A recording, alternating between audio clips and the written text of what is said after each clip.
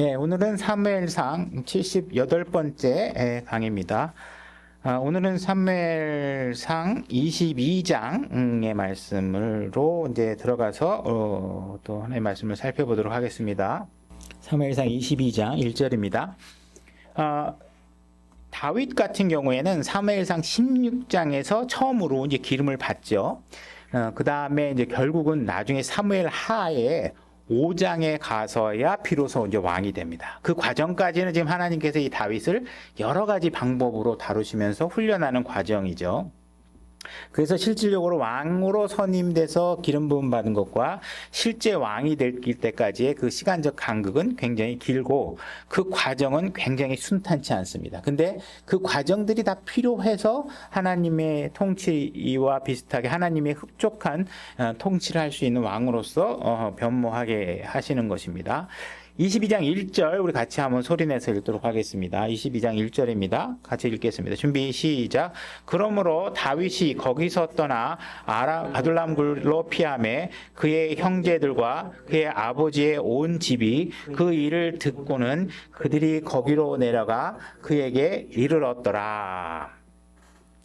지금 다윗 같은 경우 이전 상황들이 이제 그 블레셋 땅에 가죠. 노베 갔다가 높 땅에 갔다가 블레셋 땅에 갔다가 거기서 이제 미친 척 하다가 이제 거기서 이제 하나님의 뜻에 대해서 이제 뭔가 이제 반응을 하기 시작하면서 이제 아둘람 굴이라는 곳으로 이동하게 됩니다. 자, 이동을 하게 되면 그 우리가 굴로 갔다 이렇게 얘기를 할 때 이 굴이라는 것은 굉장히 어두운 이미지죠. 뭔가 깜깜한 집 안으로 들어가는 상황인데 그 가드 왕에게서 떠나서 지금 아둘람 굴로 간 것이죠.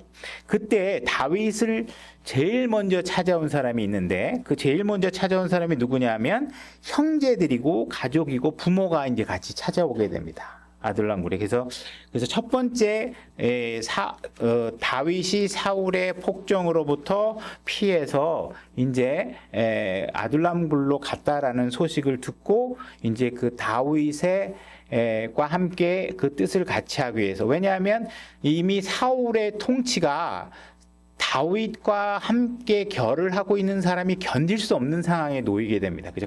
다윗을 추종하거나 다윗을 지지했거나 이런 사람들은 사울의 통치 아래서 견디기 힘들겠죠. 그래서 이제 특히 가장 그 중에 핵심이 되는 건 뭐예요? 다윗의 가족들이겠죠. 부모와 형제들은 이제 그 사울 왕으로부터 이쁨을 받기가 어렵습니다. 미움의 대상이 되겠죠. 그래서 이제 다윗을 찾아서 아람굴로 모이게 됩니다.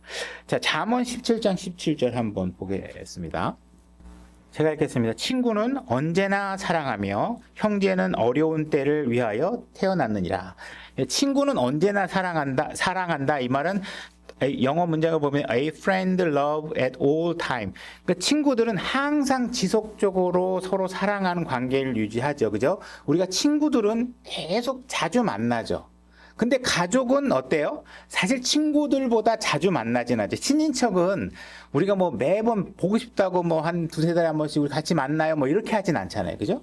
근데 가족은 어떨 때 필요한 거냐? 어려움이 처했을 때 가족의 진가가 드러나게 됩니다. 실제로 가족은 친구들처럼 상시성을 가지고 서로가 뭐 사랑해, 보고 싶었어, 뭐 야 만나자, 너 보고 싶다, 뭐 이런 관계는 아니지만 어려움이 처했을 때는 그 형제나 가족이 굉장히 진가를 발휘하게 된다. 이런 사실을 알게 됩니다. 결국은 이들도 평상시에는 뭐 다윗을 미워할 수도 있고 형제간에 뭐 할 수도 있지만 결국은 그들도 어려움이 처하게 되면 어떻게 해야 돼요? 뭔가 자기를 도와줄 수 있는 사람, 친척을 찾아가서 기대게 되는 상황이 벌어진 것이죠. 2절로 가보겠습니다. 2절. 같이 소리내서 읽어보겠습니다. 2절 준비 시작. 고난 중에 있던 모든 자와 빚진 모든 자와 불만이 있던 모든 자가 그에게로 모였고 그는 그들을 다스리는 대장이 되었더라. 거기에는 그와 함께한 400명가량의 사람이 있었더라. 자, 가족이 먼저 모였고 그 다음에 고난 중에 있던 사람들이 모이게 됩니다. 고난 중에 있었다는 것은 뭐예요? 결국은 다윗을 지지하다가 사울의 눈에서는 더 이상 견딜 수 없는 상황이 된 것이죠. 그래서 다윗은 유다 지파 사람이고 지금 그 사울은 베냐민 지파 사람이죠. 그래서 이렇게 서로 출신 지파가 틀리기 때문에 서로가 지파 간에 어떤 약간 그 서로 그 반목하는 부분들이 있었습니다. 원래 그러면 안 되는데 사울이 그런 문화를 조장을 했었죠. 여기 보게 되면 빚진 자 이런 자들이 있죠. 빚진 자라는 것은 그냥 남한테 돈을 빌려서 빚진 사람들도 있겠지만 여기서 빚진 자라는 건 뭐냐면 국가의 세금 폭정을 견디지 못해서 더 이상 돈을 낼 돈이 없죠. 세금을 낼 돈이 없어서 결국 국가로부터 채무자가 돼서 압류를 당하거나 막 이런 상황이 된 상황이죠. 그래서 더 이상 낼 세금으로 어렵게 된 사람들이 결국은 사울의 그런 어떤 폭정을 이기지 못하고 다윗으로 간 거예요. 다윗에게로 간 것이죠. 다윗이 골리앗을 이겼을 때 그 사울이 어떤 약속을 해주냐면 내가 너희 가족들을 세금 감면해 주겠다 하는 얘기를 하죠. 그래서 이 세금이 그들의 경제 생활에 굉장히 큰 비중을 차지하고 있는 것이기 때문에 지금 빚진 자라는 건 사울의 그 권력으로부터 빚을 진 자들이라고 볼 수 있습니다.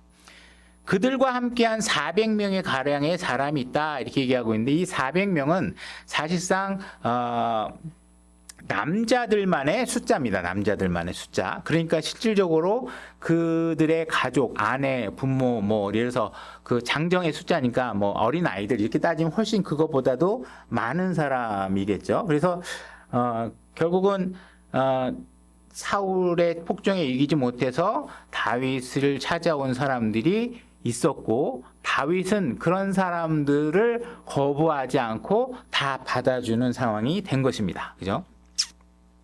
그러니까는 이들이 어디로부터 도망했냐? 사울의 폭정으로부터 도망한 거예요. 그러면 나 이 사람의 스타일이 통치 스타일이 너무 싫어. 그래서 지금 다윗에게 왔으면 다윗은 지금 뭘 입증해야 되냐면 내가 사울보다 더 나은 리더십으로 너희를 다스려 줄게라는 것이 입증돼야지 되겠죠. 그죠? 이제 그런 상황에 놓여 있는 것입니다. 그래서 이제 다윗은 이 400명 장정만 400명인 이런 사람들이 모여 있으니까 이들을 과연 어떻게 내가 이끌고 움직여야 되는지에 대한 고민을 하게 되겠죠. 그래서 그 다윗이 처음으로 취한 행동이 이제 3절부터 나오게 됩니다.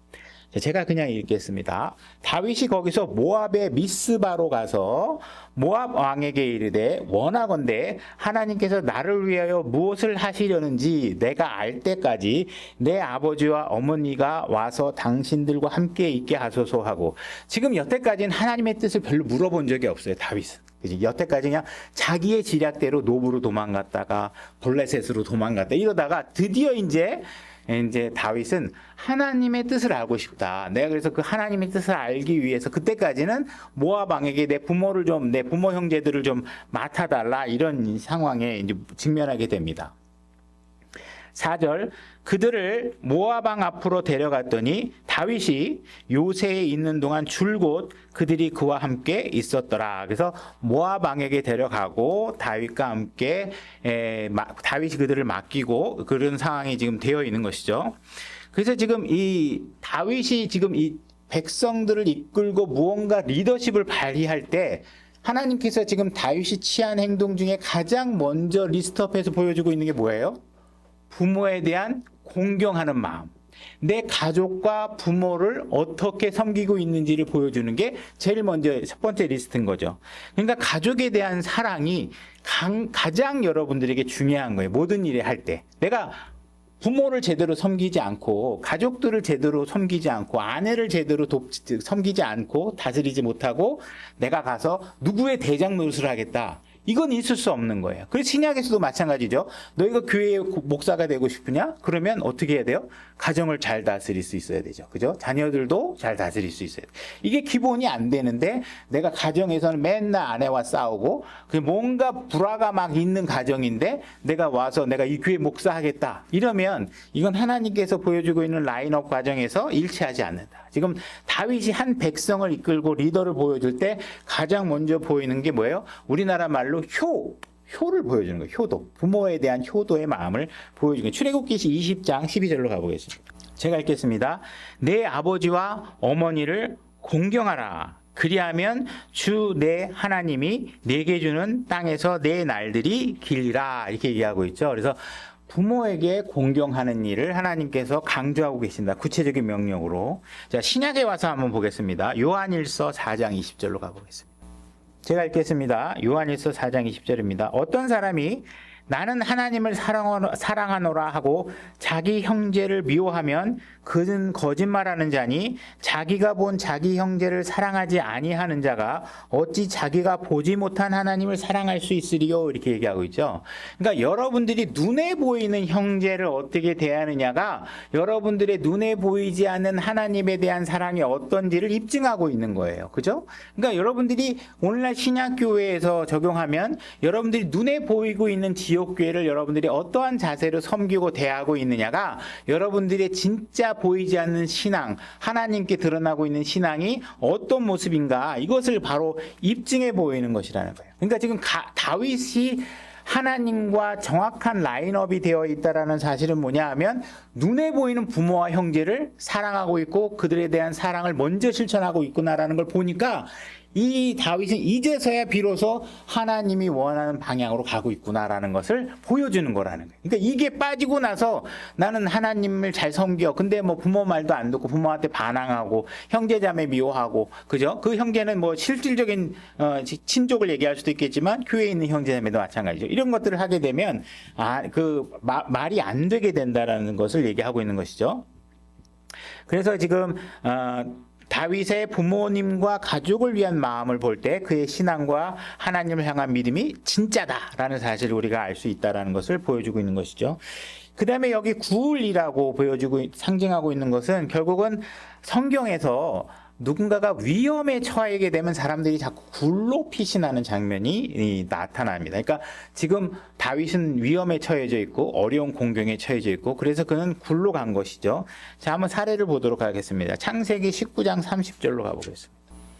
창세기 19장 30절 제가 읽겠습니다. 롯이 소알에 거하기를 두려워하여 자기의 두 딸과 함께 소알에서 나와 산에 거하되 그와 그의 두 딸이 굴에 거하였더라. 이렇게 됐죠. 그래서 지금 롯과 두 딸이 어려움을 피해서 숨게 된 것이 바로 굴이다. 이렇게 얘기를 하고 있습니다. 이 사람들은 이 성경의 역사들을 보게 되면 그들이 어려움을 처하게 되면 굴로 들어가는 모습을 보여주고 있다. 그래서 사사기에서도 적들이 쳐들어오면 산으로 도망가고 산에 있는 굴에서 사는 장면들이 나오게 됩니다. 사사기 6장 2절로 가보겠습니다. 제가 읽겠습니다. 미디안의 손이 이스라엘을 이기니라. 이스라엘 자손이 미디안 족속으로 인하여 산에 자기들을 위한 구멍과 굴과 강한 요새를 만들었더라. 이렇게 얘기해서 굴이라는 것은 좀 답답하고 어둡고 숨어 있어야 될 상징으로 보여지고 이들에게 미래가 불확실한 상태를 보여주고 있는 것이죠. 그래서 지금 굴에 숨어 있습니다. 그들은 지금 미래가 불확실한 상태죠. 근데 이 불확실한 상태에 도달한 다윗의 자세는 지금 뭐라고 있어요?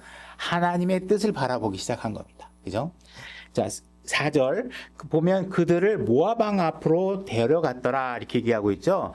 왜 다윗은 자기의 가족들을 모압 왕에게 데려갔을까? 이걸 한번 우리가 알아볼 필요가 있습니다. 모압 왕을 생각한 이유는 무엇일까? 자, 룻기 4장 13절로 가보겠습니다. 이 4장 13절 제가 읽겠습니다. 이에 보아스가 룻을 취하여 자기 아내로 삼고 그녀에게로 들어가니 주께서 그녀를 수태하게 하심으로 그녀가 아들을 낳음에. 자, 13절 룻기 4장 13절 얘기하고 읽은 건가요? 그 다음에 21절 보겠습니다. 21절 살몬은 보아스를 낳았고 보아스는 오벳을 낳았고 오벳은 이새를 낳았고 이새는 다윗을 낳았느니라 이렇게 돼 있죠. 그러니까 지금 보아스는 이 족보상에 여러분들이 이해 안 가시겠지, 금방 이해가 안 가시더라도 제 설명을 들으시면 보아스는 다윗의 증조 할아버지가 되는 거예요. 증조 할아버지. 그죠? 보아스는 다윗의 증조 할아버지가 되고 이 보아스가 지금 결혼한 아내 룻은 어디 사람이에요? 모압 사람이에요. 모압 사람. 그러니까는 다윗의 어머니가 있으면 그 어머니의 할머니가 룻이에요. 그죠? 그 룻이 모압 사람이니까 실제로 그 당시에 이 다윗은 이 모압의 그 민족과는 굉장히 밀접한 관계에 놓여 있는 사람이라는 것이죠. 그래서 확인해 볼게요. 어쨌든 룻기 1장 3절 룻기 1장 3절. 나오미의 남편 엘리멜렉이 죽고 나오미와 그녀의 두 아들이 남았더라. 그들의 룻기 1장 4절. 그들이 모압 여인들 중에서 아내를 취하였는데 하나의 이름은 오르바요 다른 하나의 이름은 룻이더라. 그래서 룻이 모압의 여자라는 것이죠. 그죠? 그래서 지금 그 당시에 어머니는 나중에 확인해 보겠지만 다윗의 어머니가 살아 계셨습니다. 다윗의 어머니가 살아 있었고 그 다윗의 어머니는 자랐을 때 외갓댁에 가서 놀거나 어쨌든 자기의 그 모압 집에 가면 거기서 그 모압 왕이나 그 왕족 귀족들하고 나름대로 그 친분이 있었겠죠. 그러니까는 모압 왕은 과거에는 몰랐더라도 다윗의 어떤 혈통이나 그 우월한 전쟁 리더십이 들어오면서 모압 왕은 정보를 다 취하고 있었을 것이고 그 당시에 그 예를 들어서 오르바라든지 이런 사람들하고는 계속 왕래가 그 당시에 있었을 테니까 그 당시에 그 혈통으로 맺어진 인맥들이 무시할 수 없었겠죠. 그죠? 그러니까는 이렇게 그 친족으로 모여 있었기 때문에 그래서 그 부모들을 지금 모압 왕에게 데려간 거예요. 그 친족이니까. 그죠? 그래서 지금 성경에서 그 다윗의 엄마에 대한 기록은 따로 나오진 않지만 우리가 오늘 읽은 이 구절들에서 문장 속에 부모, 어머니와 아버지가 다윗을 찾아왔다 이렇게 하는 구절을 통해서 어머니의 존재가 언급되고 있고 지금 현재 살아계신다라는 사실을 알 수 있는 것이죠. 그래서 지금 그는 지금 하나님의 인도를 알 때까지 하나님의 뜻을 알 때까지 지금 그 부모님을 그 모압 왕에게 맡기고 있는 상황이 되어 있는 것입니다. 그래서 지금 다윗 같은 경우에는 지금 뭔가 일이 잘 풀리지 않을 때일수록 이제 결국은 바닥과 바닥으로 치달을수록 다윗이 결국은 돌파구를 찾은 게 뭐예요? 하나님을 의지해야 되겠다라는 사실로 되돌아오게 된 것이. 그 전까지는 자꾸 자기를 의지하잖아요. 그죠? 결국은 내가 내 자신을 의지해 갖고는 내가 미친 짓 하는 것 말고는 할 수 있는 게 없다라는 사실이 바닥이 쳤을 때 이제 드디어 내가 하나님을 의지해야 되겠구나라는 사실을 알게 된다는 것입니다. 자, 5절을 보겠습니다. 5절. 대언자 갓이 다윗에게 이르되 너는 요새에 머무르지 말고 지금 대언자 갓이 어떠한 전후 관계 문맥 속에서 이 상황에 등장했는지는 알 수는 없어요. 그러나 갓이라는 사람이 등장합니다. 근데 그 사람은 대언자예요. 근데 앞에서 어떻게 했어요? 다윗은 하나님의 뜻을 알고자 했어요. 그랬더니 하나님께서 맥락이 없지만 설명이 안 돼 있지만 하나님께서는 대언자를 보내주신 거예요. 그래서 갓이 다윗에게 이르되 너는 요새에 머무르지 말고 다시 말해서 지금 모압 땅에 와 있는 거죠. 모압 땅에 가족들을 데리고 모압 땅에 더 이상 머무르지 말라. 떠나서 유다 땅으로 들어가라 하니 이에 다윗이 떠나서 하레 숲에 이르느니라. 그죠? 지금 다윗은 전에는 유다 땅에 있는 것이 괴로웠죠. 그죠? 왜냐하면 사울의 통치 아래 들어가는 거니까. 그래서 이리 핑계 저리 핑계 도망 하다가 모압에 와서 하나님의 뜻을 물었더니 뭐예요? 다시 사울 안으로 들어가라는 거예요. 그죠? 여러분들이 지금 뭔가 이 교회에서 이런 문제가 싫어, 저 교회에서 저런 문제가 싫어 해갖고 여러분들이 다른 교회를 갔어요. 그럼 하나님께서 뜻을 물으면 어떻게 하시겠어요? 전에 있던 교회에 가라. 너는 그 문제를 해결하는 게 중요하다. 피하지 말아라. 이 얘기를 하시는 것이죠. 그래서 지금 하나님께서는 그 길로 돌아가라고 얘기하고 있는 것입니다. 그러니까 사울을 두려워해가지고 벗어났는데 다시 사울이 통치하는 땅으로 돌아가라. 근데 결국은 이 명령이 왔을 때 다윗은 항상 뭐예요? 순종하느냐? 불순종하느냐? 두 가지 중에 하나겠죠. 드디어 이제 하나님의 음성을 기다렸고 알려주니까 이제 순종하는 거예요. 우리가 하나님 뜻을 알려주십시오. 그러고 여러분들에게 알려주면 대부분 사람들은 어떻게 해요? 그거 말고 뭔가 다른 거 내가 원하는 답을 좀 주세요. 이렇게 할 거 아니에요. 지금 다윗에게 온 답은 뭐예요? 정말 가기 싫은데 가라는 거 아니에요. 정말 가기 싫. 하나님 내가 어떻게 거기 가겠습니까? 이렇게 거부하지 말고 하나님이 가라고 하면 싫어도 가라는 거예요. 그죠? 싫은 거 하라고 할 때 여러분들이 점수를 딸 수 있는 기회가 생긴다는 사실을 아셔야 돼요.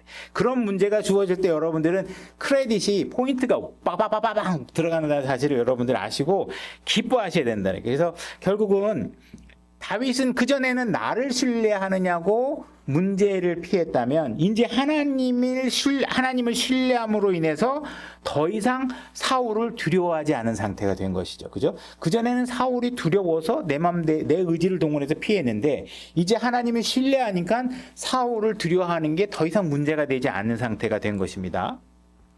6절 다윗과 그와 함께 있던 사람들이 나타났다는 것을 사울이 들으니 이제 이 사울 왕 입장에서는 이 다윗이 도대체 어디가 숨은 거야. 내가 그 당시에 그냥 내 자리를 탐하려고 했더니 다윗을 그냥 어떻게든 죽여버리려고 창도 던지고 뭐도 하고 그랬는데 어느 날 갑자기 사라져갖고 안 보이는 거죠. 근데 지금 보니까 어디가 소식이 들리는데 다윗이 나타났다는 거예요. 근데 이제는 혼자 나타난 게 아니라 막 한 400명 뭐 거느리고도 나타났다는 거예요. 그죠? 장정들만. 이걸 들으니까 사울이 어떻게 했어요? 더 죽이고 싶겠죠. 더 죽이고. 이게 뭐야? 이게 왜 인원들을 막 데리고 오는 거야? 그렇게 이상하게 되겠죠. 이제 사울은 기브아에서 라마에 있던 나무 밑에 머무르며 손에 창을 들고 있고 그의 모든 신하들은 그 주위에 섰더라. 이렇게 얘기하고 있습니다. 그래서 지금 다윗이 등장했다는 것은 사울을 충동질하고 자극하기에 충분했고 결국은 그를 잡아 죽이고 싶어하는 마음이 상징적으로 드러나고 있는데 그게 뭐예요? 손에 창을 들고 있는 것이죠. 보통 왕은 손에 홀을 들고 있죠. 홀 이게 지휘봉 같은 걸 들고 있는데 지금 사울이 손에 창을 들고 있다. 이 말은 뭐예요? 그의 통치 스타일이 굉장히 폭력적이다라는 사실을 보여주고 있는 것입니다. 그죠? 그래서 굉장히 위협적인 모습을 보여주고 있다. 근데 하나님 말씀이 뭐라 그랬어요? 검으로 흥한 자는 검으로 망한다 이렇게 돼 있죠. 그래서 이 사울의 이 통치 스타일의 모습은 그의 마지막 결말과 아주 연결되는 모습을 보여주게 됩니다. 우리 한번 확인해 보겠습니다. 사무엘하 1장 6절로 가보겠습니다. 사무엘하 1장 6절. 한 청년이 사울이 죽는 장면을 목격하고 하는 이야기입니다. 사무엘하 1장 6절 제가 읽겠습니다. 그에게 고한 청년이 이르되 내가 우연히 길보아산에 올라갔는데 보소서 사울이 자기 창에 의지하였고 이렇게 돼 있죠. 자기 창에 의지하였고 보소서 병거와 기병들을 그를 맹렬히 따르더이다. 이렇게 해서 결국은 자기 창에 의지해서 자기 창에 죽게 되는 사울의 죽음의 결말이 나타나게 됩니다. 그래서 결국은 이 앞에 창을 들고 있다는 것은 하나님께서 무엇을 얘기하고 있는 거예요? 얘는 이 창으로 죽게 될 사람이다라는 사실을 암시해주고 있는 거고 그가 나무 밑에 머물러 있다라는 사실도 우리가 한번 확인해 보겠습니다. 사무엘상 31장 13절로 가보겠습니다. 자, 사울이 죽었을 때 그들의 뼈를 가져다가 31장 13절입니다. 그들의 뼈를 가져다가 야베스에 있는 나무 밑에 묻고 이래 동안 금식하였더라. 그래서 사울이 결국은 나무 밑에 묻히는 장면을 마지막 결말로 드러내고 있죠. 그러니까 사울이 이미 앞에 그렇죠. 앞에 몇 장이니? 6절이죠. 22장 6절에 그가 나무 밑에 있다라는 표현은 사실 하나님 눈에는 지금 뭐예요? 나무 밑에 죽어 있는 모습과 동일하게 보고 계시는 거예요. 그는 이미 죽은 사람이라는 것이죠. 그래서 다윗은 결국은 살아있지만 죽은 사람이다. 이런 사실을 표현해 주고 있는 겁니다. 7절로 가보겠습니다. 우리 7절까지만 보면 시간이 얼추 될 것 같아요. 이거 힘들어 하시는 것 같아요, 여러분들. 7절. 7절로 가보겠습니다. 그때 사울이 자기 주위에 선 자기 신하들에게 이르되 너희 베냐민 족속들아 이제 들으라. 이새의 아들이 너희 모든 사람들에게 밭과 포도원을 주며 너희 모두를 천인대장과 백인대장으로 삼겠느냐 이렇게 얘기하고 있죠. 그러니까 다시 말해서 지금 뭐냐면 지금 사울은 자기 주변에 어떤 사람들만 있냐면 베냐민 사람들만 있는 거예요. 베냐민. 내 친척, 나하고 가까운 사람, 나와 출신이 같은 사람으로만 지금 그 지위를 다 나눠주고 있는 거예요. 그러니까 그 사람들이 야, 너 다윗이 유다 사람인데 그 사람이 너 왕이 되면 너희들한테 나처럼 베냐민 너희들 거들떠 보겠어? 나는 너희들한테 밭도 주고 포도원도 줘갖고 내가 너희들 다 잘 먹고 살게 해줬지. 다윗이 왕이 되면 이런 건 너희들한테 안 해줘. 다윗을 가만 놔두면 안 돼. 이렇게 하면서 지금 그들에게 하소연하고 있는 거지.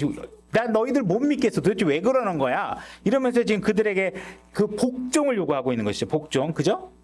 그러니까 굉장히 지금 다른 지파들을 배제하는 통치를 하고 있다. 이 사람은 지금 자기 편만 끌어안고 있다. 이제 이런 것들이 얼마만큼 자기를 어렵게 만들고 결국은 이 왕국이 무너지게 되는 모든 구성 요소에 포함되고 있는 것이죠. 지금 당장은 좋을 것 같고, 지금 당장을 내가 편한 사람들에게만 자리를 주고 하는 것이 나에게 이로운 것 같지만 결국은 스스로를 죽게 만드는 과정에 몰입하게 만든다는 것입니다.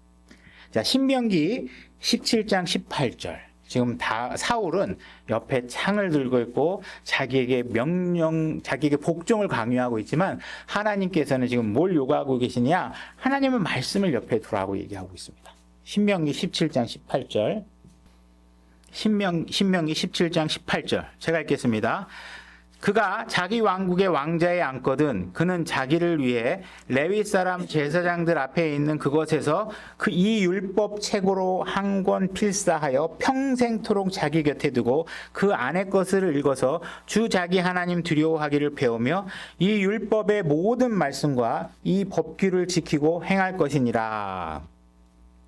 그러니까는 결국은 사무엘서는 우리에게 우리 인생의 삶의 훈련 방향을 제시해주고 있는 거예요.